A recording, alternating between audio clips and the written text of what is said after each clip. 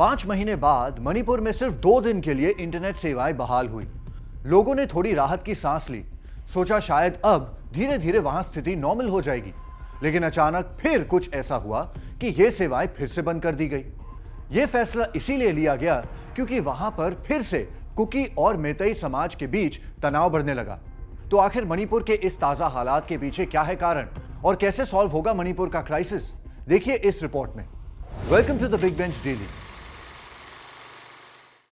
मई के महीने में मणिपुर में बड़े लेवल पर हिंसा हुई थी, जिसमें वहां की कुकी कम्युनिटी ने मेतई कम्युनिटी के लोगों पर हमला किया था और उनके घर भी जला दिए थे। इसमें कई लोग मारे गए थे। इस हिंसा का इमीडिएट रीजन वहां की कुकी कम्युनिटी का विरोध था।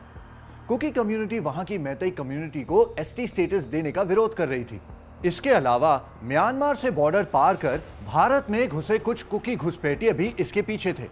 मणिपुर की सरकार पिछले कुछ समय से इन घुसपैठियों पर एक्शन ले रही थी, जिसकी वजह से वहां की कुकी कम्युनिटी के लोग नाराज थे। साथ ही ये घुसपैठिए ड्रग्स के बिजनेस को भी बढ़ावा दे रहे थे, जिसे रोकने के लिए सरकार ने इन पर नकेल कसी थी। लेकिन इसके विरोध में उन्होंने हिंसा और तोड़फोड़ शुरू कर दी। रिपोर्ट्स के मुताबिक इस हिंसा में कुकी मिलिटेंट्स शामिल थे। स्थिति को कंट्रोल करने के लिए वहां इंटरनेट सेवाएं बंद कर दी गई थी और असम राइफल्स को डिप्यूट किया गया। इसके बाद हिंसा में कमी तो जरूर आई, लेकिन पूरी तरह से खत्म नहीं हुई। छोटी मोटी घटनाएं होती रही, इसीलिए वहां हजारों में मेतई कम्युनिटी के लोगों को सेफ जगह पर शिफ्ट किया गया। स्थिति जैसे ही थोड़ी सी सामान्य होती दिखी, जुलाई में सोशल मीडिया पर मणिपुर का एक वीडियो वायरल हो गया, जिसमें 2 महिलाओं को निर्वस्त्र करके घुमाया। रिपोर्ट्स के मुताबिक ये महिलाएं कुकी कम्युनिटी की थी। इसके बाद मणिपुर की घटना को लेकर देश विदेश में हंगामा हुआ। बीजेपी सरकार पर विपक्ष से लेकर विदेशी मीडिया ने भी हमला बोला, क्योंकि मणिपुर में बीजेपी की सरकार है।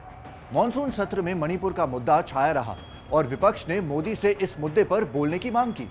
संसद में मोदी मणिपुर के मुद्दे पर बोले, लेकिन साथ ही कांग्रेस पर आक्रामक मुद्रा में भी दिखे और आरोप लगाया कि कांग्रेस ने मणिपुर पर चर्चा में बाधा पैदा की है। साथ ही ये भी कहा कि सालों से मणिपुर में प्रॉब्लम्स को बढ़ाने में कांग्रेस का हाथ है। मणिपुर का मुद्दा इसके बाद भी छाया रहा, लेकिन पिछले कुछ दिनों में वहां की सिचुएशन नॉर्मल हो गई थी। इसीलिए 23 सितंबर को वहां की इंटरनेट सर्विसेज रीस्टार्ट कर दी गई। लेकिन अचानक वहां सोशल मीडिया पर 2 मृत छात्रों की तस्वीर वायरल हो गई। ये तस्वीर मेतई छात्रों की है और वो जुलाई से लापता थे। इस तस्वीर के आने के बाद वहां के छात्रों ने इसे लेकर प्रदर्शन शुरू किया। भीड़ को कंट्रोल करने के लिए पुलिस को लाठीचार्ज करना पड़ा, जिसने वहां टेंशन फिर से बढ़ा दी। स्थिति और खराब हो इससे पहले ही वहां के गृह मंत्रालय की ओर से अनाउंस कर दिया गया कि अगले 5 दिनों के लिए वहां इंटरनेट सेवाएं फिर से बंद कर दी गई हैं। इसे लेकर विपक्ष और कांग्रेस ने फिर से बीजेपी पर निशाना साधना शुरू किया। कांग्रेस अध्यक्ष खड़गे ने कहा है कि बीजेपी मणिपुर में पूरी तरह से विफल रही है।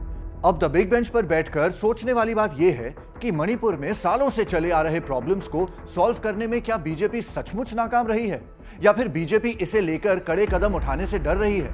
आपके इस टॉपिक पर क्या थॉट्स हैं, हमें कमेंट सेक्शन में जरूर बताइए। और ऐसे और इंटरेस्टिंग वीडियोस देखने के लिए देखते रहिए द बिग बेंच, बैठ के सोच।